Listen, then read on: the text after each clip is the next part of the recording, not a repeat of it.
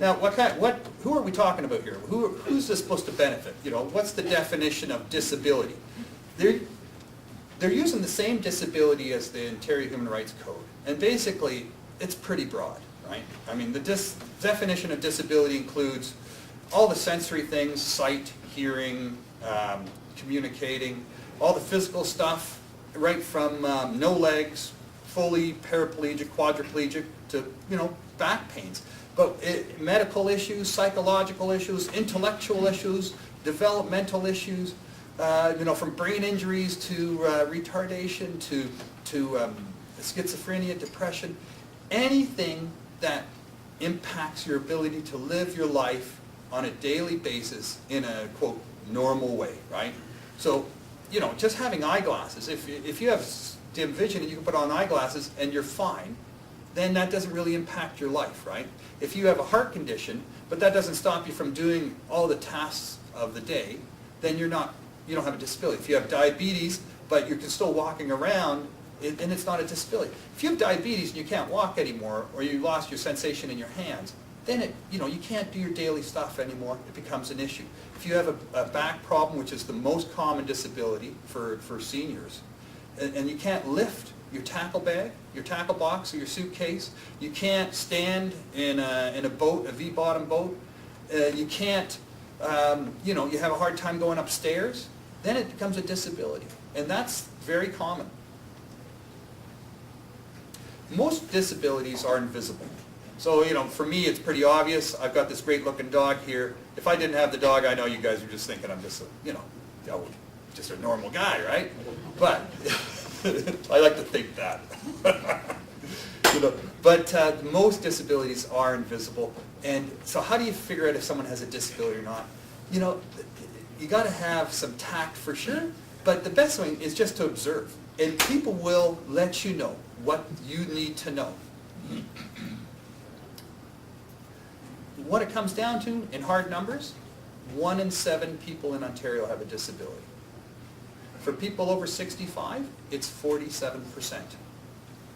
So like I said, 47% of your 65 plus clientele, almost half, are going to have some sort of disability. It could be hearing loss. It could be a significant back problem, legs, pain in the legs, mobility of the legs. Maybe memory issues where they don't remember things on a day-to-day basis, where it affects their daily life. So 47% of over 65, 1 in 7 people in Ontario in general. So that's a huge chunk of the market, right? So it's not something you want to, I know it's always, we all want to go fishing with Daniel Boone. We all want to go fishing and with Davy Crockett hunting. And that's sort of the stereotype, the icon, right? We want to have those people coming to our camps. We want to be associated with those types of people, who doesn't want to hang around with really beautiful, amazing people, that can do everything and that are just legends? For sure. But that's not reality. I mean, the reality is that most people have an issue, right? And so how do we accommodate? Well, I mean, people have accommodated for their own issues. Like I got this dog here and I have this little recorder with my notes on it. And so, I go through my day, I don't even think of myself as being blind. Honestly, I don't. I mean, a good day for me, and I have many, many, many good days in a row, it never even comes up. I have a job, I have communication technology, I have my mobility, I have a family. It really never comes up. I don't think about it. And for most people, all of us, we just make do with what we got, and we just get on with it, right? We just do what we got to do. And that's the situation in most cases. So accommodating people with disabilities is just really about being a little bit observant and communicating a little bit, like, hey, I notice you're having a little trouble walking. Can I carry your bag down to the boat, your tackle kit, your rods?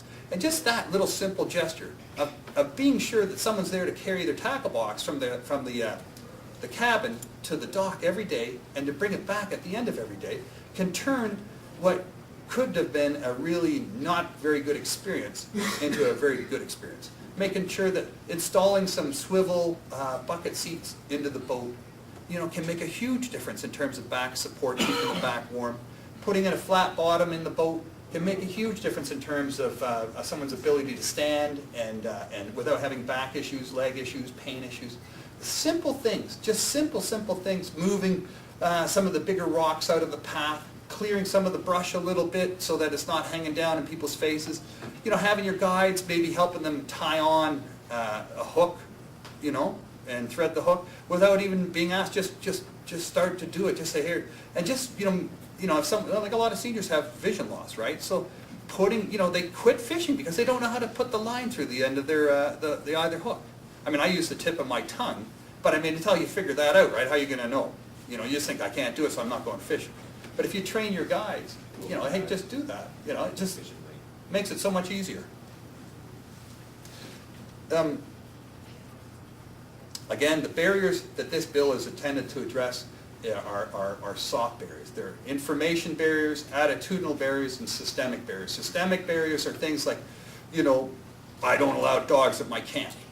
Well, you know, there's tons of people using all types of service animals. And if you just have a blanket policy saying I don't have, you know, you can't bring pets to my lodge, no pets, you're going to cut out a lot of people.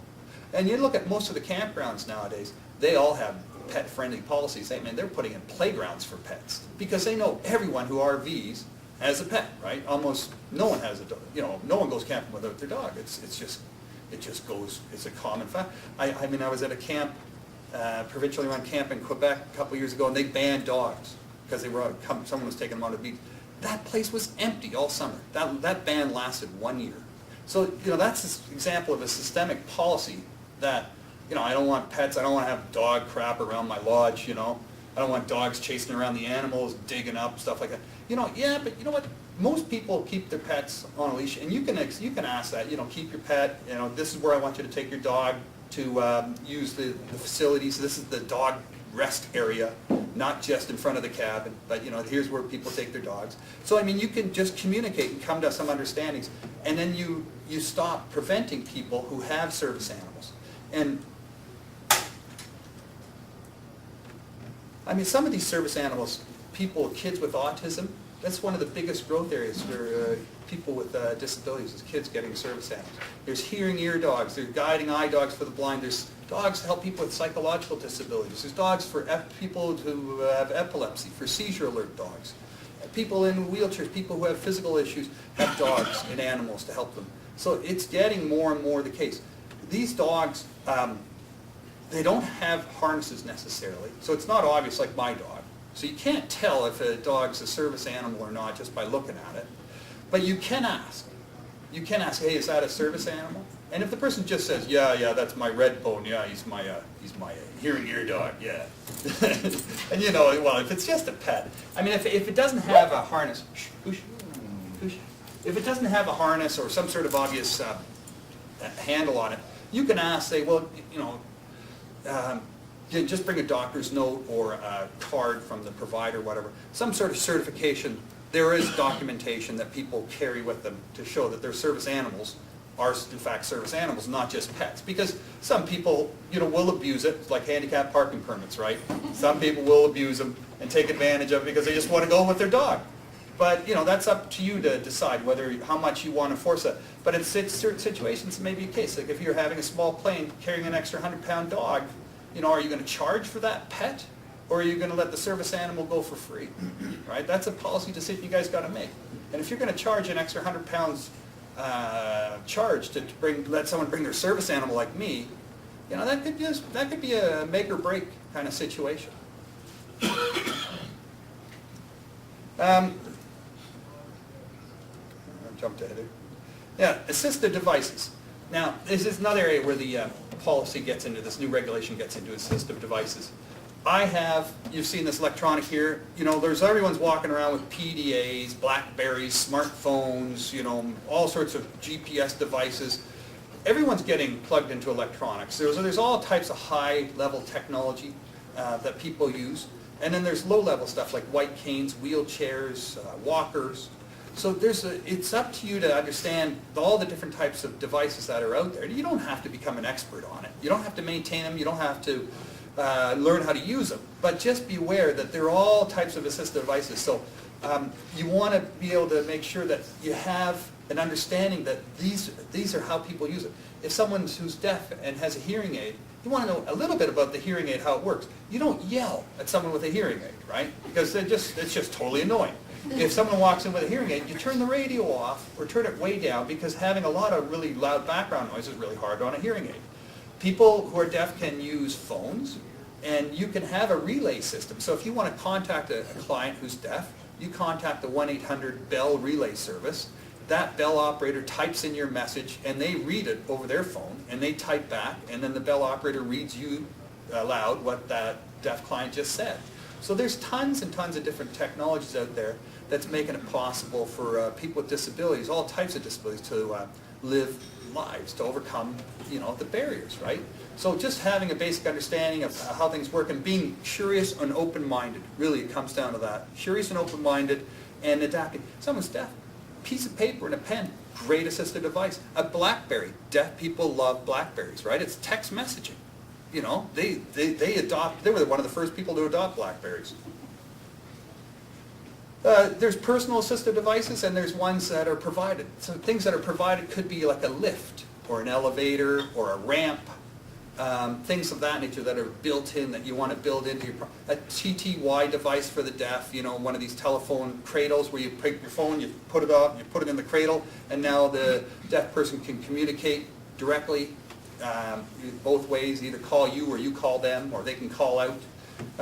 There's a bunch of different types. I'm not saying you have to get these things, but if you have these things, you got to make sure your staff know how to use them. You can't just buy some assistive devices and advertise it, that we have a wheelchair lift, to help people get in and out of the boats, and no one knows how to use it. That's just wrong, right? And that's that's a training issue that this policy is trying to get at. You got staff, that's part of the training. They need to know how the elevator works. They need to know how the lift works. They need to know how the TTY works. You have to, if you have technology, if you have some of the assistive device, you got to make sure it's working and that people know how to use it. Another type of aid people bring along with them, support persons. And I know we talked about this a couple years ago, but I travel quite independently with my dog. I'll go anywhere with my dog. He's my support, right? But there's a lot of people who are newly to their disability, or for whatever reason, they're not that comfortable. They can't. Maybe they just can't. They need someone to help them with their bathrooming. Maybe they need someone to help them with their medication. Maybe they need someone to help them lift them, transfer them. So they have support people, Like Stevie Wonder, I met him, he has about 12. And they're all gorgeous. No. Except for the really big guys that keep you away from Stevie. They're just scary. But they're support people. And they don't have to be specially trained. They're people that could be a family member, it could be a friend, it could be a trained nurse. It could be just someone really strong.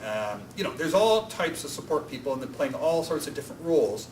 But if someone contacts you and says, look, I want to come with my group, but I need to bring my support person. You need to make a decision, and this is part of the policy. This is like we're a systemic barrier. You say, well, the rate is X number of dollars per person. Could be your first response, is that everyone pays the same. We treat everyone the same. Everyone's paying the same. But then that means that person's going to say, well, I have to pay twice to go, because I have to pay for my support person and I have to pay for myself. So that's a barrier, right? It becomes a financial barrier, and they're not going to come. So then you have to think, well, how can I make it so that people with support people, it could be their wives. It could be guys who are just getting a little older, and they need their wives along to help them make sure they don't take the blue pill in the morning when they should be taking it at night, right? So, they could be a support person. And so having a policy that deals with support persons is not a bad idea.